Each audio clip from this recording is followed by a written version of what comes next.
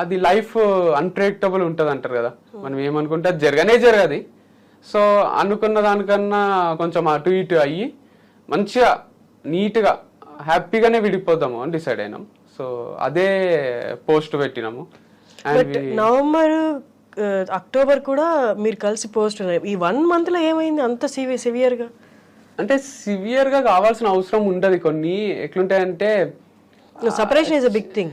Yeah true, but when we're not happy with each other it's better to lead separate life happily అనిపించింది.